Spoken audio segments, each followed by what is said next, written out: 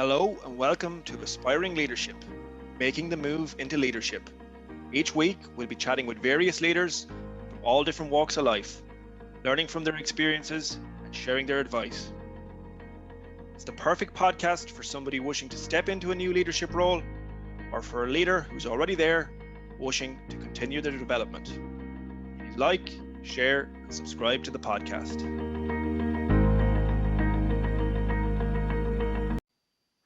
Happy Thursday, everybody, and you're very welcome along to this week's podcast.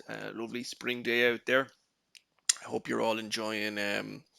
It's summer now. Hope you're all enjoying the summer weather. It hasn't been great to kick things off, but I'm sure it'll continue to improve as the weeks go by. So as always, thanks a million for tuning in again this week. Really enjoyed last week's guest Siobhan and got a lot of very positive feedback about her and what she shared. For a young woman, she has tremendous experience and had a huge amount of great tips to share, some of which I've begun to implement with my own team, in particular the way we work document, which is a fantastic idea. And I suppose HubSpot would be renowned for their ability to create a positive work culture. So there's a huge amount we can all learn. And also the book which you recommended, the Culture Map, which I haven't yet read, but it's in my basket to begin next on my Kindle after I finish the book that I'm currently reading. So, thanks a million, Siobhan, for that, and looking forward to this week's guest. But before I get on to this week's guest, as always, I want to quickly throw out the coaching question for the week, which you can reflect on when you're out walking, maybe you're out for a jog. It might even pop into your head while you're doing a little bit of work or you're in between calls, or look, you mightn't do anything with it now, but in 3 months' time, you could be sitting on your couch and the podcast might pop into your head, and this question might help you to move forward in a particular area of your life.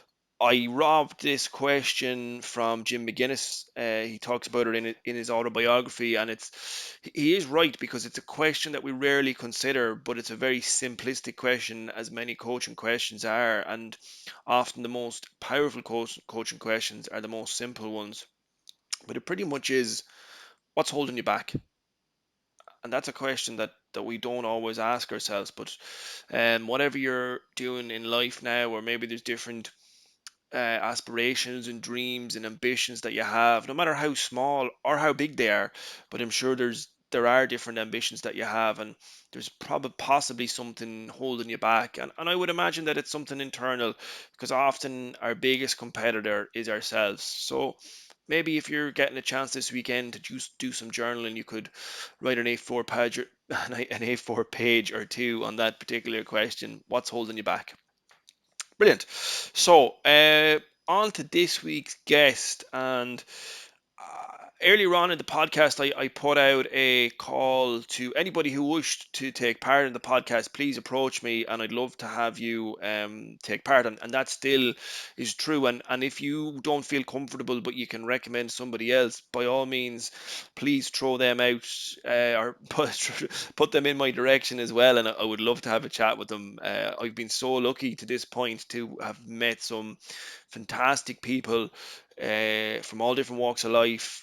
I don't think we've had any person who's had the same job or even in the same industry, so that's been brilliant. And likewise this week, another new guest. So Sean approached me.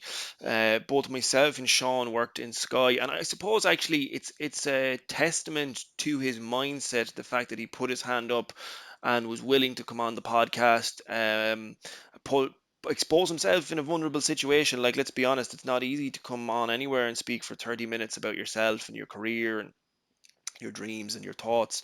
So we had a fantastic chat. We both worked together in Sky. Now, I didn't actually know Sean that well. I may have been involved in some workshops that he was in, but he came through the Sky has a phenomenal program called the 2IC program, which is an opportunity for people who are on the phone selling or in customer service or in retention to step off the phone for 6 months and go through a leadership development program where they learn the operational skills, the coaching skills, the people skills, of what it takes to be a team leader, and they get to run teams for that period of time when frontline managers, team leaders are out of the office or on holidays or perhaps involved in another project. It's brilliant, and I wouldn't actually be sitting here talking to you now if it weren't for that. And I would imagine Sean, and as he speaks about in the podcast, is in a similar way. He learned so much from that program that he's now applying in the startup that he's involved in. And it's an intriguing startup. I don't want to get into it too much. I'll allow him tell you the story, but it's interesting how the concept came about and the learnings that they've taken from it. And how honest and open he is about some of the mistakes they've made, but also about some of the aspirations and hopes that he has for the future.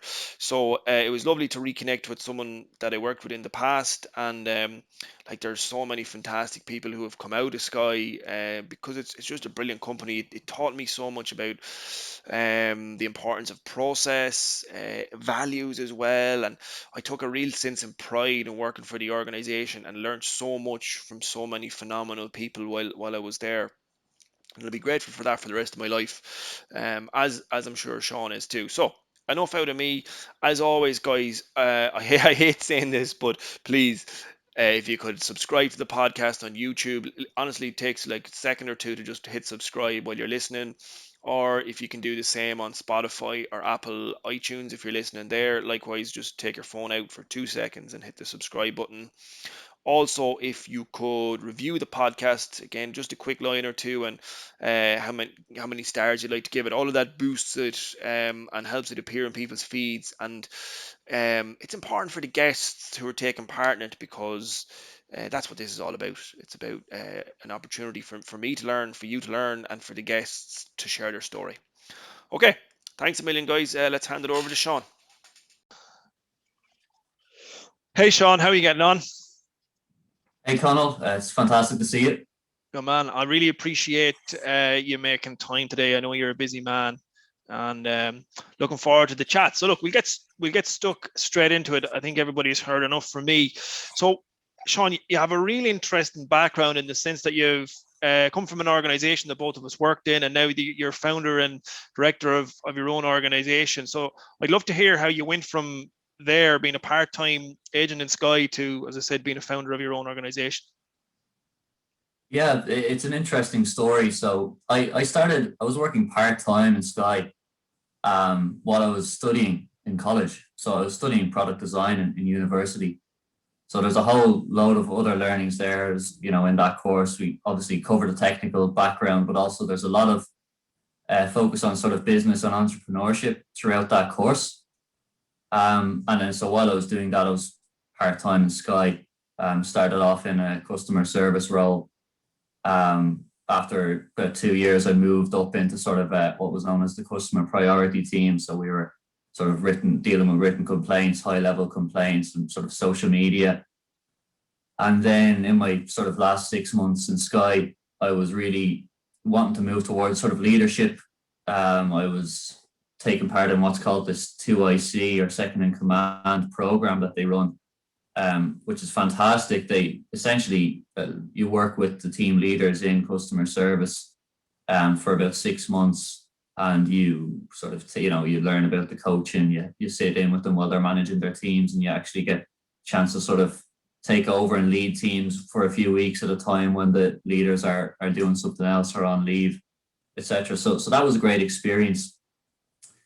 And I suppose then, yeah, it's sort of congruent. I'm trying to work two storylines here. While I was in university, we were doing in our third year. So myself and the three other founders at Micron Agritech, we were all studying together.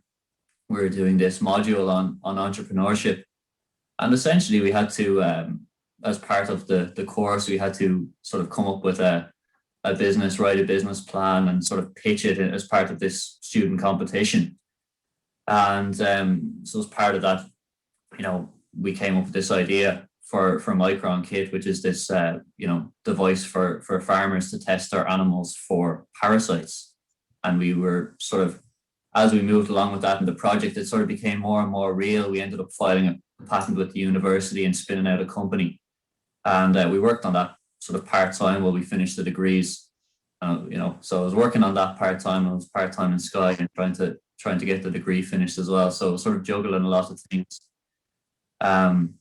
So yeah, that's kind of it. I left Sky then in July last year. So it was sort of in the middle of the pandemic while all this was happening as well. So to throw another sort of another juggle there into it. And then went full time with Micron. We, over the course of the sort of last 6 months of 2020, we closed a funding round of $500,000. So kind of enabled the four founders to sort of go full time, start taking a salary. We brought on a few hires, and yeah, we're all full time now, and it's a very exciting journey ahead. Excellent! Wow, great story. What gave you the idea to go down this route? It's a real niche area. So going back to kind of the start of the area came from when the four of us at the very start, before there was any company or any real idea there, we were just deciding what we were going to do this project on. And Jose, who's one of the founders, was talking to a friend of his who is a vet. And she was really just telling about the story of how she is a vet. She owns a horse, and she knows how to test the horse for parasites. Essentially, it involves taking a fecal sample, a dung sample, and testing it in the lab. That she knows how to do that, even though she knows and she has the ability. It's sort of such a pain. It's real tedious. Instead, she'll just medicate the horse with a class of drugs known as anthelmintics. And she said, she knows that's bad, because if she doesn't know if the horse needs it, it's like asking your doctor for antibiotics when you don't know if you need it or not. This issue of antimicrobial resistance is building up. So we started sort of diving into that problem, and we found really, there's a lot of overuse of medication in agriculture. And that a big pain point for farmers is that if they want to test their animals for worms, they have to go off and send samples to a lab. It takes a few days for the results to return. And we thought there must be a better way. So we started developing this kit so we can really streamline that process and have it possible to, with things like machine learning now, we can really automate things and have it so it's possible to have farmers get their results instantly rather than waiting 5 days from a lab. And in its simplest form, Sean, how does the product work? In its simplest form, it's essentially an app that farmers can use to test their animals for worms. So the app actually takes a scan of the sample that's been prepared with the kit, and then that goes up to the cloud, and our machine learning runs on that and is able to give the results back within half an hour. Excellent. Brilliant. I want to take you back to your time in college again and your time in Sky. I was lucky enough to come through the 2IC program in Sky as well, and I found it absolutely brilliant. And honestly, I probably wouldn't be sitting here talking to you today if it wasn't for it. Maybe we'll go with Sky first. What were some of your key learnings that you took from your time in Sky that you're able to apply now on a day-to-day basis? So, yeah, I would say firstly would be sort of the whole coaching aspect of it. Not so much coaching others at the moment, but really applying those coaching questions to myself and just kind of understanding. I always learned that 3-stage, okay, how are things going? What's going well, what's not going so well, and kind of what steps can we take to improve. So I'm kind of constantly asking myself that nearly every day or every week. I sort of reflect back and try and understand how things can be improved. So I'd say that would be the kind of one key learning from that time in Sky and the 2IC program that I kind of can apply today. And then really the other thing, well, a few things obviously from talking to, when I was in Sky, I would have been talking to customers, a few hundred customers every week. And that sort of, was I suppose allowed me to blossom in a way. I think now when we're having difficult conversations, we're trying to raise funds for the company, talk to investors or talk to potential customers, sort of I wouldn't have any barriers now maybe about just jumping into the difficult conversations. So I suppose just built up those skills throughout my time in Sky, handling the difficult conversations, objection handling, the sales conversations. And then I would say if I was to pick out a third thing, it would be the networking. Kind of ties into the first one, but Sky is it's a big company, and really you learned that in order to sort of get anywhere there, you have to reach out, you have to get to know people up the ladder and in different departments, and sort of build those networks and build your personal brand. And that's the same in the startup world. So applying that today, sort of, attending as many conferences as possible, especially now in this sort of online world we're in, just trying to get out there and meet as many people as possible and have as many conversations as possible, because I suppose you're the old saying, your network is your net worth at the end of the day. And I'd say, so many opportunities then that we have as a business have come just through having those initial conversations and chats with people, and you form the connection. You briefly touched on it there, Sean. I'd love to hear a little bit more about some of the key challenges you're facing in relation to being involved in a startup. Well, yeah, funding is definitely one. So sort of, planning and funding. So sort of, raising the money, getting out, networking, talking to investors. Then once you raise the money, sort of understanding how long that's going to last, and then you're sort of immediately starting to plan. We're starting to plan now for our next fundraise, because we know there's an expiry date on the money that we have raised. So that's certainly the biggest challenge, I think, for any startup. I would say one of the other key challenges is understanding what areas your team is weak in. Having a good team is essential. So we started the company obviously with 4 people, and then we're lucky enough to, so we're spin out of the university, we're lucky enough to have those supports, and then the support of Enterprise Ireland, but then understanding what advisors we needed to bring in to sort of complement the skill set that we have, and sort of, bringing in people that are going to help you avoid falling into certain holes that you might otherwise blindly trip into if you're going about it yourself. So really that's another key challenge, is just understanding the strengths and weaknesses of your team, and sort of building on that. Interesting. You touched on getting advice to avoid falling into some holes. Maybe for people who are listening, who are considering setting up their own business, what are some holes that you did fall into that you've taken great learnings from, that if you were doing it again, you'd do differently? Think about that one.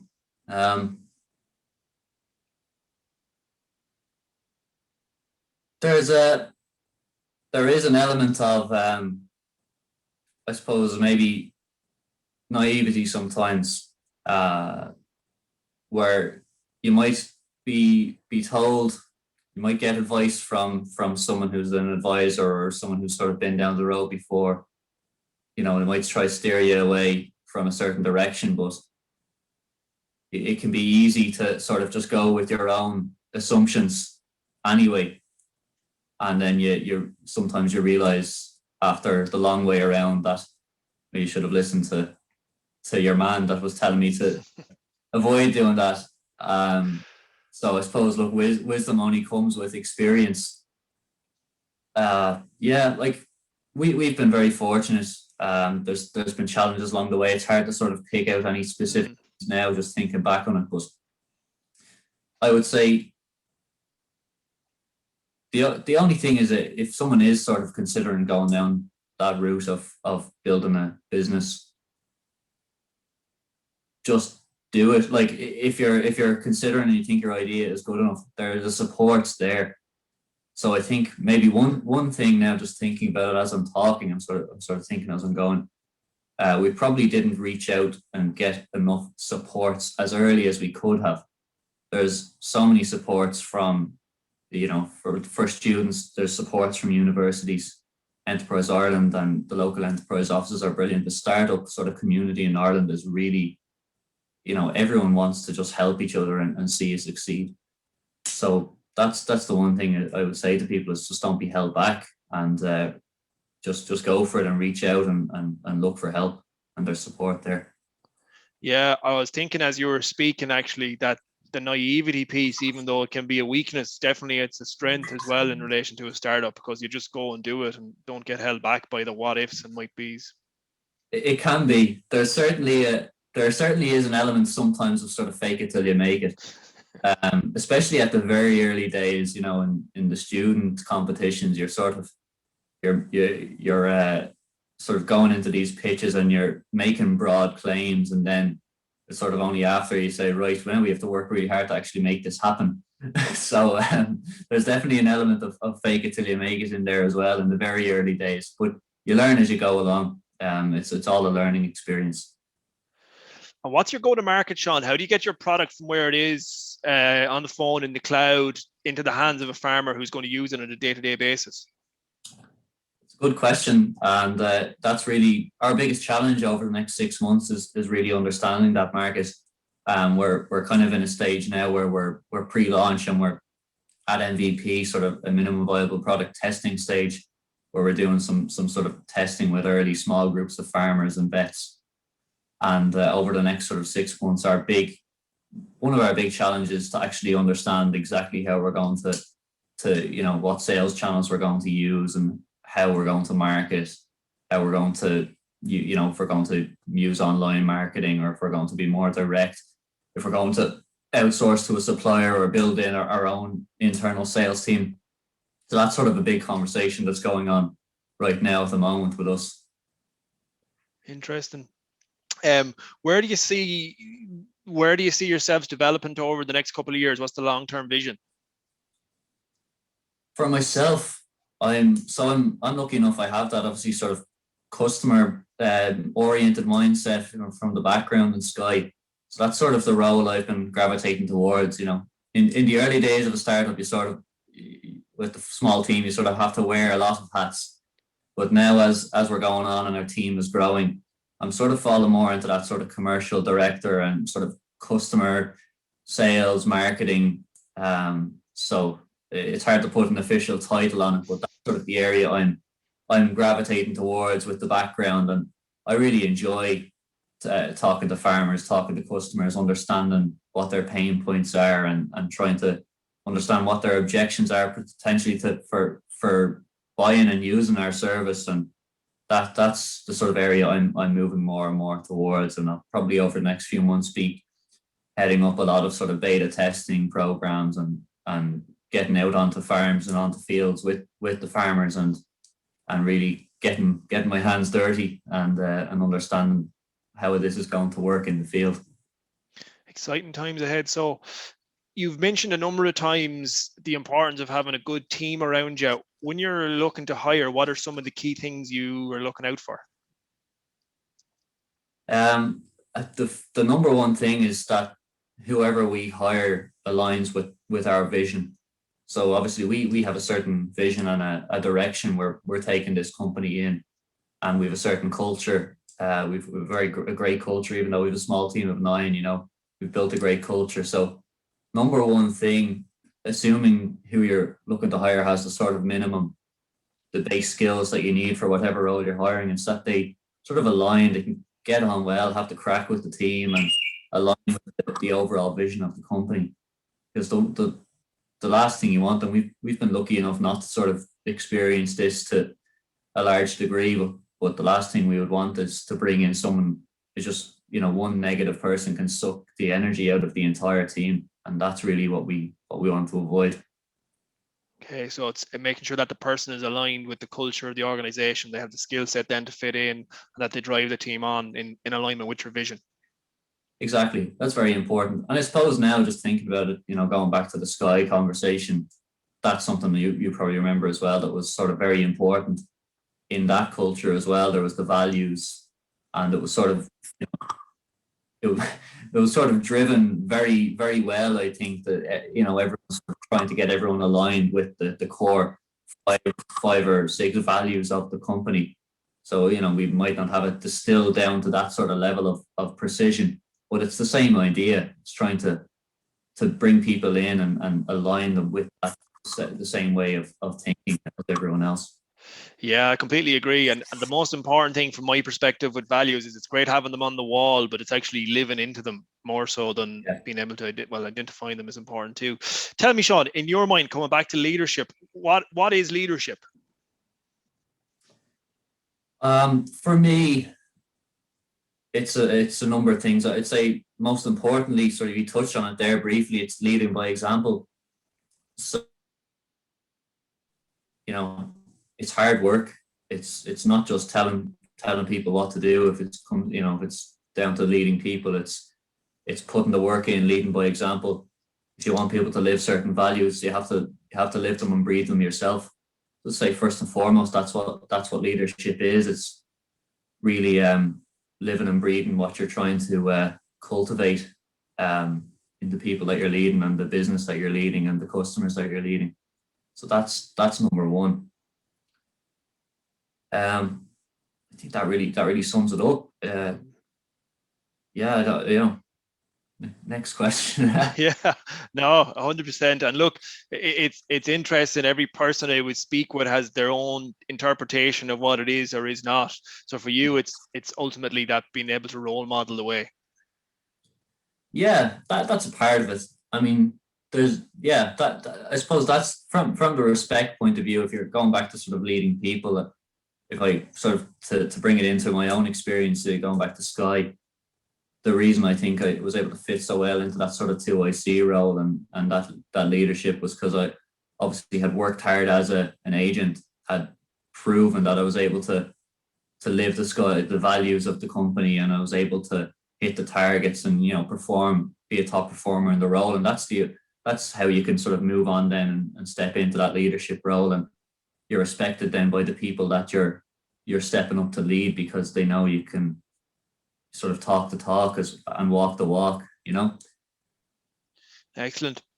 Last two questions. Something that's important to me and that I love speaking with other leaders about is learning. What are some good books or resources that you might recommend, Sean, to people who may be listening? Yeah, I'm looking for recommendations myself. To be honest, actually, just this year I made a commitment to sort of start getting back into reading a lot more, and I've been trying to read at least an hour a day, just as a personal goal. So recently, I'm reading at the moment that book Bad Blood about the Theranos scandal in Silicon Valley. It's a great read so far. Last week, I read a book that I think is a game changer for me. It's called Never Split the Difference by Chris Voss. It's all about negotiation, but really, I've been trying sort of over the last few weeks implementing some of the tools and skills in that book, and it's very, very helpful in sort of any day-to-day conversation. So that's a really fantastic book and a great tool. Come on, two great recommendations there. I've never read that Split the Difference, but it keeps getting mentioned in other books that I'm reading, so it must be a good one. Yeah. So last question for today, a bit of a strange one, but if you look forward 10 years from now, where would you like things to be? Well, great question. It's hard to say if I'll still, with Micron Agritech. I really don't know, Connell, to be honest with you. Personally, I'd just like to have seen a growth in my own career. So the focus at the moment over the next at least 3 to 4 years is Micron, and whether we may end up selling the company or we may end up staying on and building a big business and sort of go to IPO. There's big ambitions there, but really I'd just like to see over the next 5 to 10 years a lot of growth in my own career. I'd like to just gain as much experience and learn as much as I can, and that's the main vision for me. And work I can. I don't have any family obligations at the moment. Yeah, yeah, yeah. Make the most of that time. So let me just check in here with a couple of key takeaways from me. And again, it's so similar to the other leaders who I've spoken about. But at the beginning, you spoke about your experience and your ability, whether it be in Sky or when you were in college, to be able to develop key skills and then utilize them now. Some of the challenges that you're facing there around funding. But one of the areas that you'd encourage people to do is lean into the supports that are available for businesses around Enterprise Ireland and startup community in particular, because that was an area that you could have leveraged more. And the network, of course, is hugely important again, which is coming across that everybody I speak with, you have a very clear understanding around the type of people who you want to hire, which of course again is hugely important with all the leaders that I work with. And then your learning attitude and your desire to continually improve, Sean, is usually impressive. So look, for myself, I want to just thank you again for reaching out today. It was a thoroughly enjoyable conversation. Yeah, thank you very much, Connell. I'm very happy to join you today, and it was a great chat. Come on. Cheers, Sean. Brilliant stuff there, Sean. Absolutely delighted to get the opportunity to speak with him. You can follow them up on social media. They're on Facebook, LinkedIn, and they also have a website too.